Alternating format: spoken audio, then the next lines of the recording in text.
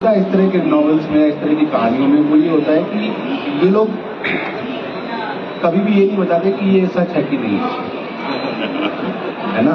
एक किस्सा है और ये मुझे तो नहीं पता, मेरी अथॉरिटी नहीं है, मैंने तो उससे सुना, उसने उससे सुना, उसने उससे सुना। तो ये प्रभात जी के लेखन में शुरू से रहा है कि वो एक ऐसी दुनिया बनाएंगे जिसमें कोई रिस्पॉन्सिबिलिटी, कोई अथॉरिटी नहीं लेगा, ये मेरा है। वो जैसे इसमें ही 3-4 बार आया होगा कि कोई मैंने तो वहां से किस्सा सुना, सुनी सुनाई बातें हैं, उसने ये कर दिया, फिर चिकोरी ने उसको ये बोल दिया, फिर चमन उसके बारे में ये बोलने लग गया। तो वो क्या होता है कि उसमें तुमने एक लाइन मिस कर दी। हाँ, किस्सा गहलाई वन में, हाँ, सोच अपना मन। ये हो जाता है। तो ये वाली जो टेक्निक है ना, इसका फायदा ये होता है कि आप लगातार अलग अलग लोगों की नजर से उस कहानी को देखते रहते हैं और आपका शिफ्ट होता रहता है। जो प्रॉब्लम आती है वो वही आती है कि आपको समझ में नहीं आता कि यार ये लोग सच बोल रहे हैं कि नहीं, कोई भी सीखने से बोल रहा है कि नहीं बोल रहा है ना। तो बाकी एक लाइन में बोलूंगा फिर।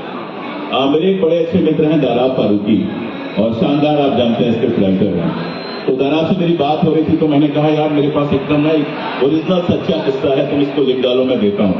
तो बोला सच्चे किस्से पर फिल्म कैसे बनेगी, उसे ऐसा झूठ होना चाहिए जिसको हर कोई सच माने। तो मुझे लगता है उपन्यास के लिए भी कभी कभी ये सही होता है।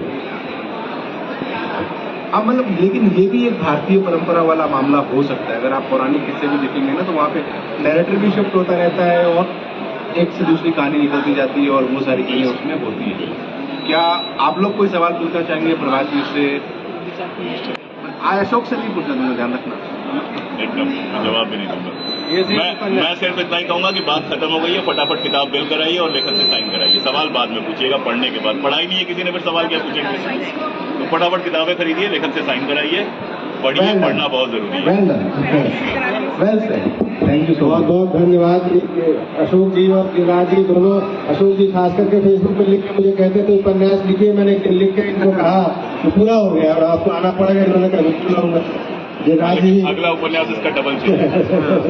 वो सब देखिए, प्रकाशन और सब काम करते करते मैं दुनिया को इतना समझ गया हूँ कि मैंने इस बात को समझ लिया कि इतने पेज का लिखना चाहिए। मैं एक लेखक के रूप में प्रयोग करता रहता हूँ। मैंने अपनी प्रकाशक को 650 पेज का वो दिया था, वो भी इसने छापा था और खूब लिखा है। इतिहास की हो तो मैं भी खरीद के पढ़ता हूँ, बच्चों को देता हूँ, मेरे स्टूडेंट भी है यार।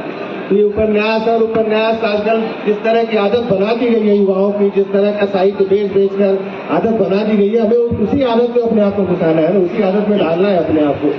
मैं वो सब भी कर रहा था। इसलिए जो भी कमियां इसमें दोनों को लगी, दोनों भाई गिरिराज पिराड़ू का परिचय किसी ने नहीं दिया। गिरिराज पिराड़ू का परिचय मैं दे देता हूँ सबसे अंत में, क्योंकि हम सब में इन्होंने सबसे पहले जो डिजिटल में साहित्य प्रतिलिपि निकालते थे, प्रतिलिपि 40 भाषाओं का मंच था। भारत में नहीं, भारत से बाहर कारवां और क्या नाम था, फॉर्चून जैसी मैगजीन और पता नहीं कहाँ किन बड़ी अंतर्राष्ट्रीय पत्रिकाओं में इनके बारे में छपते थे। और प्रतिलिपि से ही हम लोग डिजिटली, मैं पर्सनली एक लेखक के रूप में मैंने डिजिटल समझना शुरू किया। ये खुद बहुत अच्छे कवि है, हिंदी में भारत भूषण अग्रवाल पुरस्कार इनको अपनी पहली कविता पे मिल गया था। इसलिए उसके बाद इन्होंने कभी भी कविता संग्रह छपाने के बारे में नहीं सोचा।